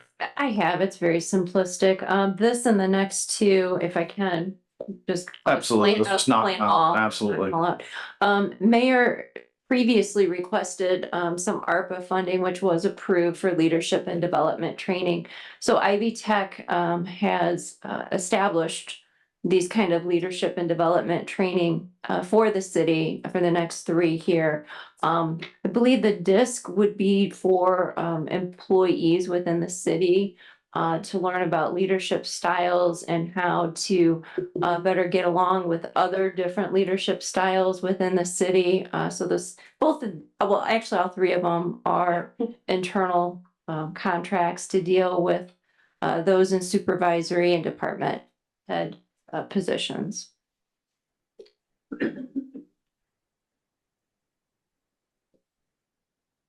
Are there any comments? I'll open up for public comment. Any public comments regarding this contract? Okay, hearing none. Anything online? Nope. I'll close public comment. Any comments from the board, or do I hear a motion? I think it's a great idea, and it's warranted and long overdue. Make a motion. I agree with you, Mr. Simmons. We haven't really had a lot of training and leadership training, and also coming out of COVID, we kind of were on lockdown for about 3 years. It's called culture changing. Absolutely. Changing culture. It's a good way to explain it. Do you hear a second? Second. I'll call for the vote. Mr. Simmons? Aye. Ms. Smith? Aye. Ms. Moore? Aye. Chair votes aye as well. I will read the next 2 into record, but I believe Ms. Attorney LePage has told you what they are. Our next order of business is a contract between Ivy Tech Workforce and Careers Division and the City of Michigan City for leadership level 1 training. This contract is to not exceed the amount of $4,800.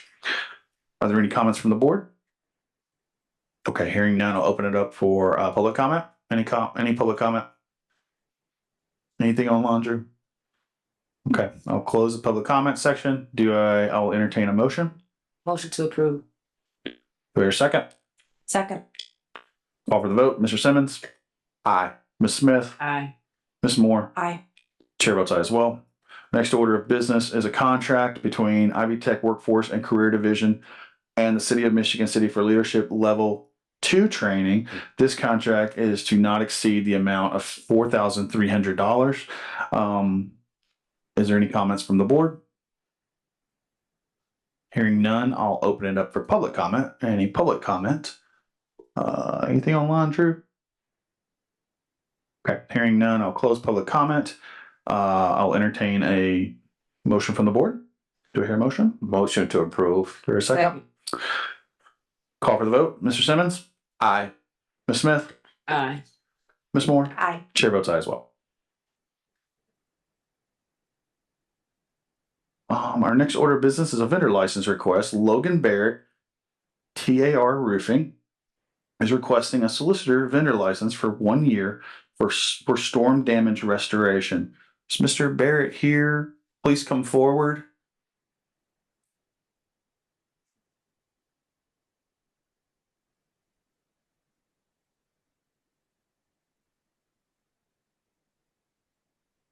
Tell us a little bit about what you're requesting. And then do you already have approvals for solicitors out in the community, or is this your first time here?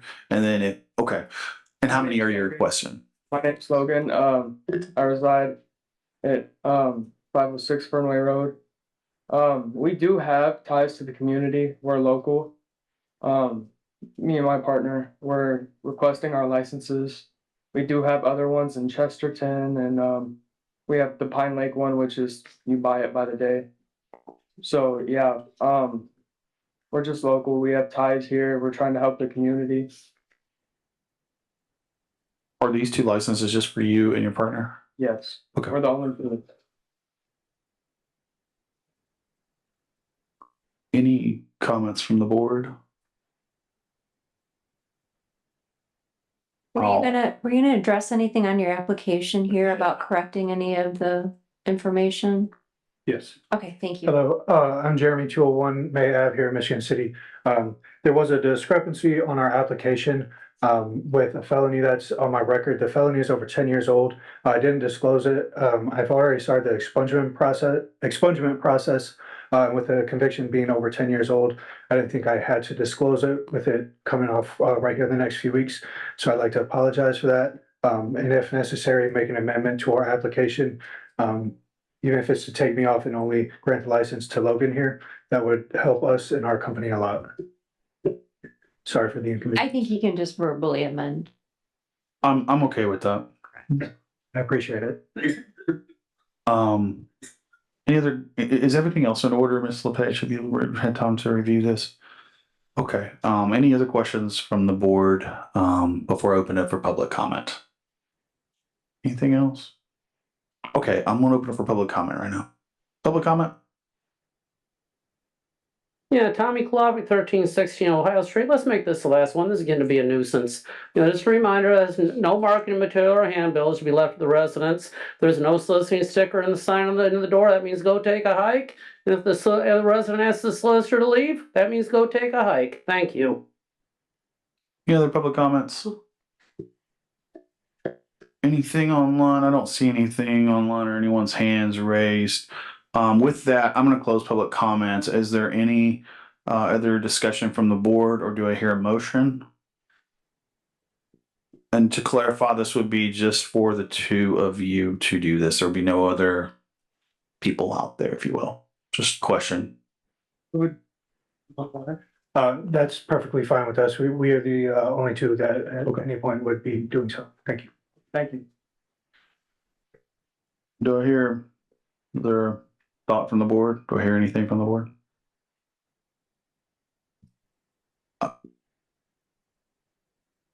Are you 2 the only workers involved in this? So our company, business? Our company is based in Chicago. Earlier this year, I myself was brought on as the lead salesman and tasked with the expansion into the Michigan City area due to hailstorms. So right now, me and Logan are the only employees working in Michigan City doing anything on this side of it. We will have our production team, our roofers and siders and things like that doing the installations once we get to those points in the insurance process with the local residents. Absolutely, Ms. Smith. Did you have a question though? Oh, okay.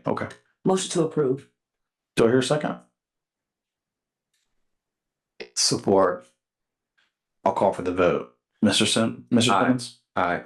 Ms. Smith? Aye. Ms. Moore? Aye. Chair votes aye as well.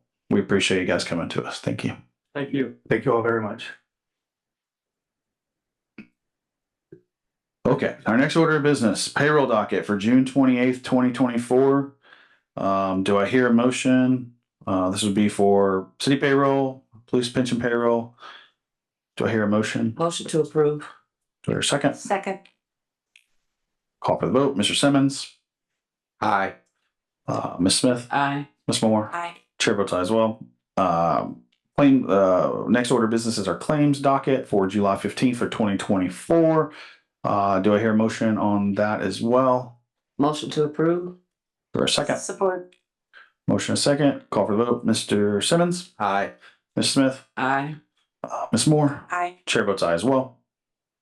Our next order of business are updates from Flaherty and Collins. They are not here today, but I can tell you that everything seems to be moving along quite well. Looking great. I think the parking garage is changing every day. The best view from it, if you want to see it, is probably from 10th Street to see the floors and everything. Don't get too close, please. Stay behind the fence. And then, as you can see, they have put up our tower crane, and then just you'll start seeing the residential tower start coming out of the ground in the next few weeks or month or so. So some progress happening. Our next order of business is unfinished business, pending items, a contract. Michael Wolf, City Forester, is requesting the approval of an agreement for urban forest contract. This was tabled July 1st, 2024. And I know we've had a lot of discussion, but where did we land on that discussion? We're gonna keep it tabled to the next meeting. Okay, so The grant's getting signed right now. We've almost got the full signature, but we've also had to amend the subrecipient contract, and so we need that re-signed. okay, so can we? I would ask that the board maybe make a motion to table this to August 1st, to the August meeting, first meeting in August. Do I hear a motion to that effect? Motion to table till the first meeting in August. Support. Okay, call for the vote. Mr. Simmons. Aye. Ms. Smith. Aye. Ms. Moore. Aye. Chair votes aye as well. Our next order of business is a street vendor license request. Paul Cockrell, the Wienery, is requesting a street vendor license for 1 year. This was tabled from our July 1st, 2024 meeting. And I think that this one was a location issue, but we wanted to we tabled it to give you time because we didn't know if there was an alternative location and we didn't want to just straight deny it. So we wanted to have you come here and see if there was an alternative location. Okay. Yeah, I'm Paul Cockrell from 1722 Tennessee Street. And yeah, we're trying to get the Wienery open. We're at 923 State Route 212, right across the street from the airport. So do you have any additional locations for this thing? Nope, that's the permanent location. Okay, so the issue with that one is similar to our first request is that it's actually, well, it's two issues. It's on a State Route 212, which we don't control that state route. That's a state route.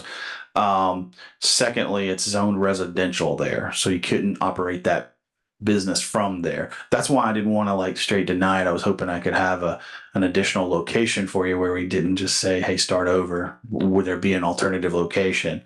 From my understanding, there used to be a car dealership there, and I'm just taking over that address. Sure. So the car dealership is gone, and the grandfather is basically gone at this point in time. Okay. So that's why I was kind of hoping to give you some time to come up. I don't want to straight deny it. Do you have any other alternatives that you could look at? Yes, I can. When do you think you could have this chose by? By tomorrow. I can get it done. Could I ask the board to maybe give Mr. Cockrell till the first week to the first meeting in August to give you time to kind of select so you don't have to start over. I don't want that to happen. And anyways, would that be okay to the board? If so, granted. Attorney LePage. The only thing I would ask is that once you do secure possible locations is to notify the Madam Clerk in writing so that she can then distribute that to the board and the city departments for review beforehand. Okay. Would that be okay? Yeah. I want to give you some time to choose some locations, and Kyle can help you. I'm pointing here to Kyle. He can help you look to make sure that it's zoned appropriately, things of that nature. So if I could ask the board to table this to the first meeting in August, and try to get you a couple locations if you can. I can do that. Motion to table to the first meeting in August. Support. I'll call for the vote. Mr. Simmons. Aye. Ms. Smith. Aye. Ms. Moore. Aye. Chair votes aye as well. So come back to us. Make sure you get things to Madam Clerk here and just have your alternative locations. And then that way you don't have to start all over again. You got it. Thank you. Okay. Our next order of business is Gary DeLeo, 123 Glidden Ave, is requesting a dead end sign or no turnaround sign at the end of the block. And I believe this was tabled from July 1st, 2024. I believe we approved this dead end sign. Mr. Smith, come on. Yes, it's gonna be a dead end sign. I'm just waiting on package of signs and also some locates. Okay. Locates are backed up, actually. Got it. Okay, that makes sense. You want to continue to table this till our first week meeting in August as well, and just think you can get it? Is that time? Okay. Well, motion to table it till the first meeting in August. Second. Call for the vote. Mr. Simmons? Aye. Ms. Smith? Ms. Moore? Aye. Oh, I'm so sorry, Gary. I hold on a second. Before I make my vote, Gary, I want to give you time. I'm so sorry. That's okay. It's a no turnaround sign. Oh yeah, so it's already got a dead end sign. It's a no turnaround sign. Yeah, It says, I misspoke. Yeah, I believe that's what we approved was a no turnaround. Yeah. Sorry, Gary. I'm so sorry I didn't see you up there. That's okay. So we're going to give them to August. The motion is to give them to August, the first meeting in August, to give them time to do the locates and then get the sign installed. Okay, Gary? Thank you. Okay. Chair votes aye as well. So we'll have this report back on first meeting in August. Okay. Our next order of business, we have an appeal hearing. Paul A. Presbolinski, 1716 Washington Street, is requesting to appeal a notice and order that was issued at his property at 1716 Washington Street. I'm going to hand this off to Attorney LePage, and then I believe Attorney Beal will be handling this appeal. Well, I'm gonna, if I could. Hold on. City Hall. Oh, hold on, Mr. Presbolinski. Okay, you guys go. Go. Do you have a procedural issue first, Mr. Prespolinski? Yes, I would, I'm asking for a continuance to the first meeting in August to, I'm hiring legal counsel and to, meet with legal counsel. And if anything comes up, I'll contact your office. The board has the pleasure of entertaining that motion. I don't have any objection to it unless anybody else does. No. What's Need to make a motion. What's the pleasure of the board? Mr. Simmons? Motion to grant continuous until August meeting. Be August. When's the first meeting in August? I'm so sorry. Should know this right now. Bear with me, Paul. August 5th. August 5th. August Yes. So this appeal hearing, if granted today, would be heard August 5th, Mr. Prespolinski. Okay, thank you. Hearing a motion and a second to hold this over, to table this until August 5th, our first official hearing. I'll call for the vote. Mr. Simmons? Aye. Ms. Smith? aye. Ms. Moore? Aye. Chair votes aye as well. All right. Our last order of business today, before we get to public comment, I actually have a change order that is kind of an emergency change order. And I'm sorry this didn't make it to the agenda. This is a change order to our sidewalk improvement, and it's change order number 3. I'm going to have our city engineer explain the urgency with this and why we need to have this done. Yeah.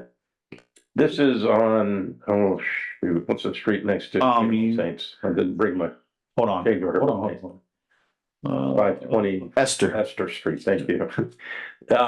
Over the years, the Esther Street next to Queen of All Saints to the east has been overlaid several times, asphalt overlays. The driveway of this particular residence is about 3.5 inches below the asphalt surface now and is holding stormwater. It's starting to have a degradation on our street from all the water there all the time. I mentioned this to the mayor after I met with the resident, and the mayor was on board with trying to replace this driveway to raise it up to grade of the road. And we've got the sidewalk contractor in place, and he's willing to do it at our current contract price. Yeah. So we'd like to try to fix this. The mayor's on board with it, so I just would like to have the Board of Works approve the change order for this driveway. Hold on. Do you have the change order? Yes, I do. Yes, I do. The net increase is $2,453.33, which would bring our total contract price to $146,698.14, up from $144,244.81. Yeah, and I want to inform the Board of Works that the Redevelopment Commission has approved the cost for the addendum number 2, which was for the 8th Street emergency repairs for the sidewalk from Franklin to Pine. Yes.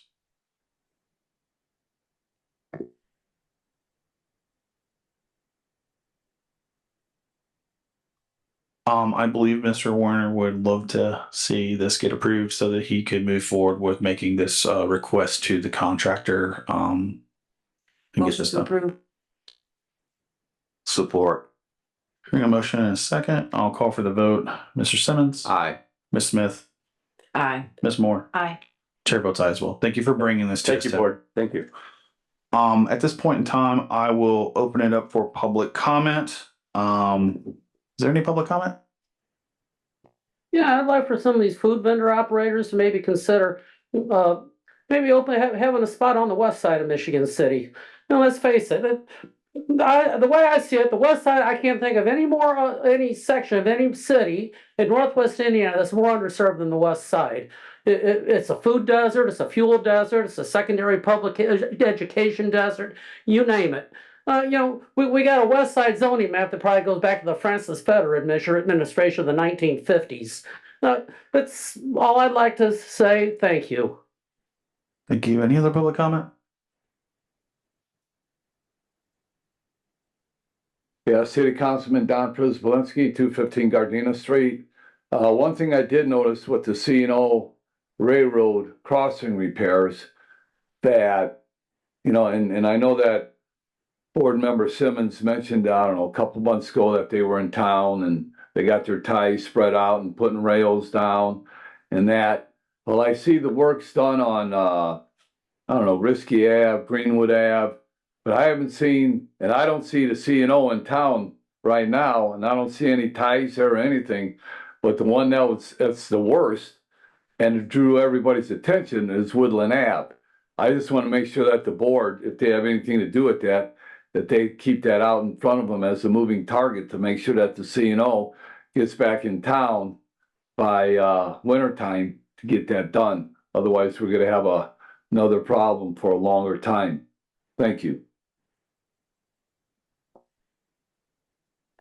Any other public comments? Anything online? True. I'll close public comments. Any board comments? I agree with Councilman Przybylski on that. In riding through that corridor, I'm like, I thought they had repaired this. It's the same as we need to get it repaired ASAP. On the second note, my comments, I would like to commend Terry and Shannon on great job of managing a very, very crowded beach area this weekend. I mean, there was no parking. All the parking lots was completely filled and there was wall-to-wall people. And they did a great job in managing that.